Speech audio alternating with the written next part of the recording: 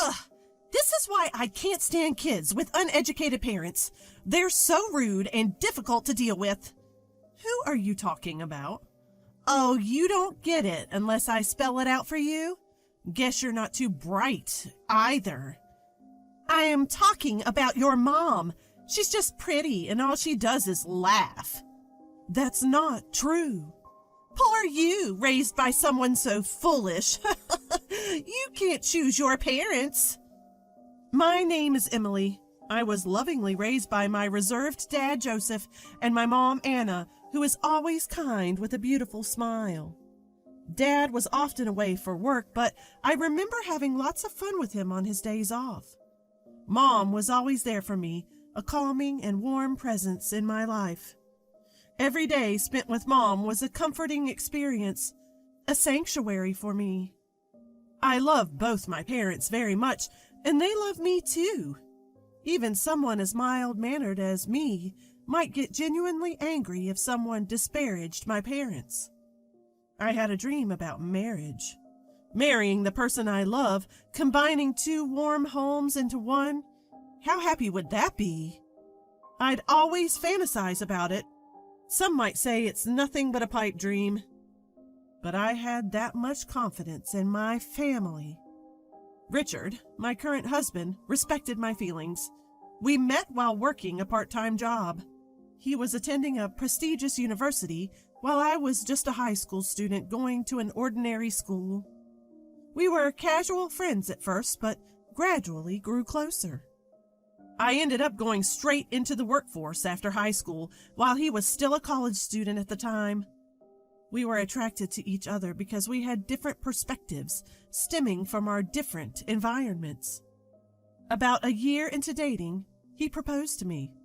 Our families get along really well, so I'm sure we'll also make a great family. I was really hopeful hearing him say those things. We got married, believing in those words. I had imagined a happy married life, but life isn't always that easy, is it? Little did I know that this decision would throw my life into chaos. Emily, when are you planning on moving in with us? Make up your mind, please. What? Move in together? Before marriage, we lived together in my apartment and continued to do so after. Since we had no kids, I figured we would keep living there. But it seemed that wasn't good enough for my mother-in-law, Rebecca. You're married to my son now. That means living together. Isn't that obvious? Is it? Richard never mentioned anything. You can't figure this out without your husband telling you? Use your brain a bit. I'm sorry. I'll discuss it with Richard and let you know. And just like that, my newlywed life turned into living with my in-laws. I didn't mind living together, but there was some things that bothered me. What is this cleaning? Unbelievable. How can you be so lazy? Did I do something wrong? I tried to be as thorough as possible. I had swept and wiped the floors, even used tape to pick up small dust particles. I removed water stains and dried the wet areas. I even did regular mold removal. What? Can't you see? The ashtray is full of ash. That's from David, who just smoked. I can't handle every instant. Home should be a relaxing place, and you leave a dirty ashtray? It's because you don't respect me that things are like this. I can't believe you're so inconsiderate. It was my father-in-law, David, who was smoking, filling up the ashtray that I had just cleaned. I can't keep up with that. Rebecca just doesn't get it. And what is this food? It's inedible. What kind of upbringing leads to this kind of taste? I think it's pretty average seasoning. What exactly didn't you like? Don't you know without me saying? It's too salty. You're jeopardizing our health. I didn't think it was that salty. I'll be more careful next time. Please do. We can't stay healthy if we keep living like this. I always thought my cooking was just average. I don't have an extensive repertoire of fancy gourmet dishes. What I lack in style, I make up for by consistently creating dishes that taste just fine. However, No matter how careful I was with my seasoning, it never seemed to please Rebecca. You've got to be kidding me. This is too salty. It's like you're doing it on purpose. I didn't mean to. I thought I made it quite mild. No matter what I cooked, Rebecca always had complaints. But when her friend came over and tried my fried chicken, she had something different to say. Oh, wow. This fried chicken is delicious. Did you make this? Yes, I took my time to prepare it, knowing you were coming over. You're too kind. Despite constantly criticizing me, Rebecca had no problem taking credit when her friend complimented the food. Make that terrible fried chicken again. I'll just have to bear it. If you don't like it, I can just buy something from the store. Didn't I tell you to make it? At least this way you can recognize your own shortcomings. Rebecca would make me cook fried chicken, then pack it up and give it to her friends as if she made it herself. She would lie about being the cook, then turn around and criticize me. I never understood what Rebecca wanted. She probably didn't like me, but she wanted the neighborhood to think well of her. I had to live in this environment. Every day was stressful, and it was wearing me down mentally. Neither my husband nor David ever stepped in to stop this cycle. Both seemed to tactically agree with Rebecca, leaving me feeling more isolated. This is my first experience with married life and living in a two-family home. Maybe this is just the way the world works, and I'm the one who can't handle it. I had no one to talk to, so I tried my best to endure it on my own. Emily, my clothes haven't been ironed.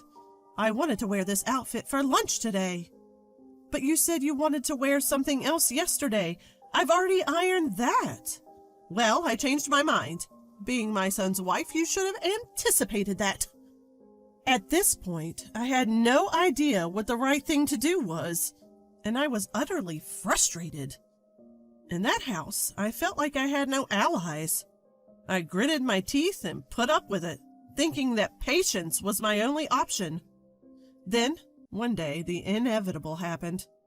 Rebecca made sarcastic comments to me, as usual. By now, I've grown used to it and don't take it too seriously.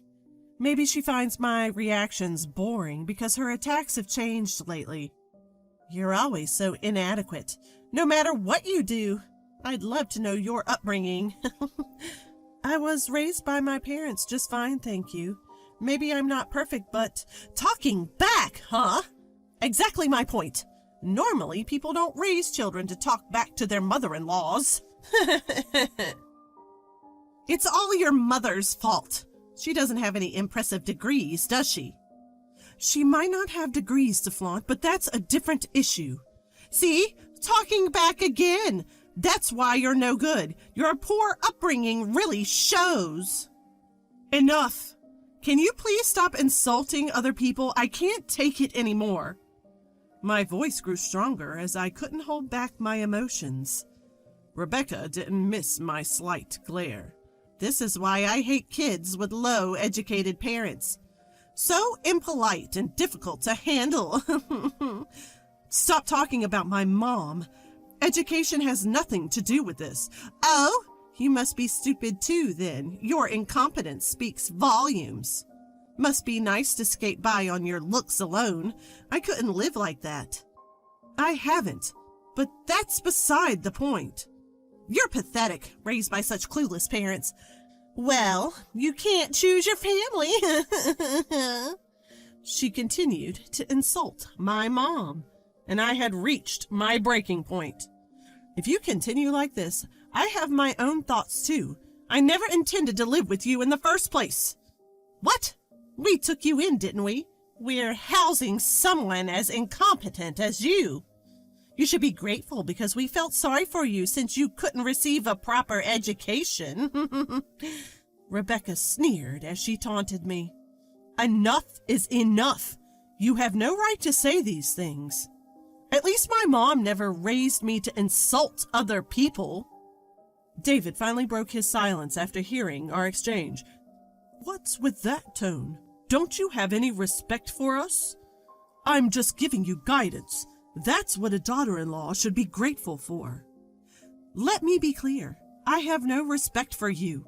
All you do is complain, right? You're unbelievable. You don't belong in this family. Seems like you need some tougher lessons.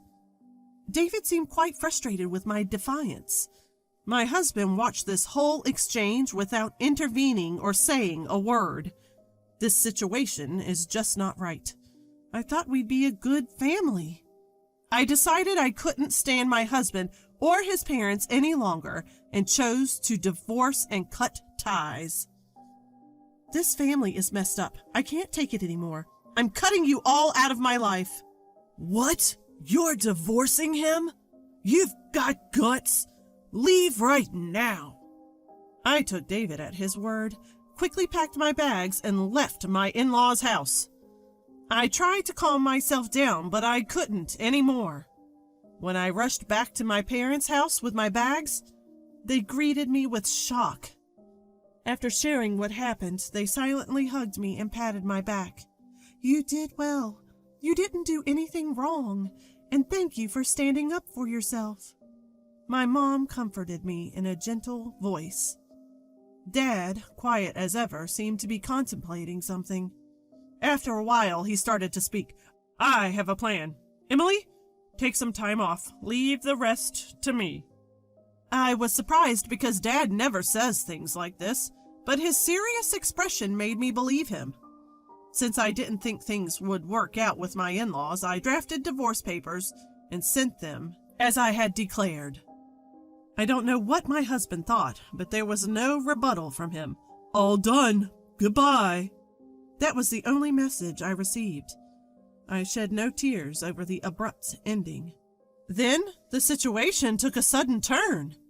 As soon as our divorce was finalized, Dad sprang into action. Hey, what's going on? I have nothing to do with this. Out of nowhere, I got a call from Richard. What's this about? Stop calling me all of a sudden. We're done, remember? A project I was spearheading just got abruptly canceled. They said they couldn't do business with someone as untrustworthy as me because I hurt Emily. Upon hearing more, I find out that the new project Richard was responsible for got canceled. The reason? Apparently his dishonesty toward me, and the hurt he caused me was to blame. I couldn't see how these dots were connected. As I'm on the phone with Richard, Dad steps in and takes over the call. Is this Richard? I'm the one who canceled the deal. I don't think you're someone I can do reputable business with. What? Why are you involved, Joseph? This has nothing to do with you. You don't have the right to call me Joseph anymore. You didn't know that I was the client, did you? What? Joseph, you own that company? Turns out the company Richard was dealing with was actually Dad's company.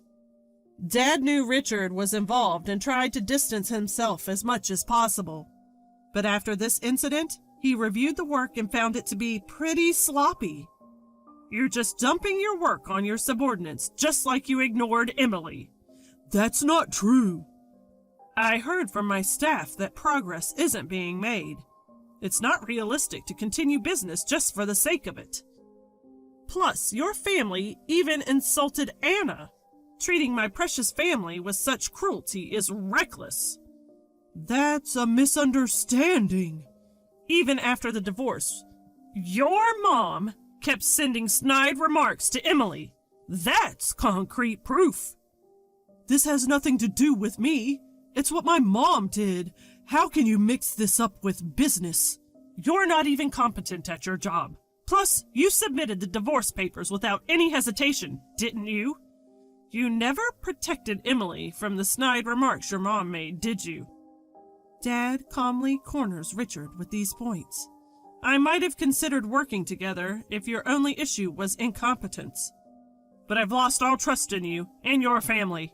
I don't care what your company thinks of me. I won't do business with you. This is unfair. Personal matters are affecting a fair business deal. If you have complaints, go through the company. From now on, I will only communicate with a company representative." With that, Dad hung up the phone. Continuing from where we left off, things took a turn for Richard and his family. Richard's project got officially scrapped. Though he tried to protest the decision, the company reprimanded him for his laziness. Not only did this put a stop to his career progression, but news of his irresponsible behavior spread. The end result? He was transferred to a remote location. Even though he was in sales, he found himself doing nothing but manual labor at a small rural office. Basically, a demotion. Rebecca and her family showed up at our house, tears in their eyes, offering apologies. But Dad was having none of that. "You've disrespected our family enough. I'm the head of this household and my job is to protect my family. As far as I'm concerned, what happens to you, who are no longer family to us, is none of our business." Rebecca got pretty emotional, crying and shouting so loudly that the neighbors could hear. "Richard got demoted because of you. What are you going to do about it?" If you cared about Richard, perhaps you should have instilled him better values. Maybe you should have raised him to be an adult who can protect his own wife. We told them to never contact us again and forcibly showed them to the door. After that, Rebecca stormed into Richard's company to lobby for better treatment for her son. That didn't go over well either. It became a notorious incident within the company, and Richard felt so uncomfortable at his new post that he ended up quitting. Looks like Rebecca's recklessness cost him his job. As for me, I'm taking some time to recover, both physically and emotionally, at my parents' home. I couldn't find it in me to make it work with Richard and his family, especially after they insulted my beloved mom. For now, I'm totally over the idea of marriage. Instead, I want to focus on showing gratitude to my parents and strengthening our family bonds.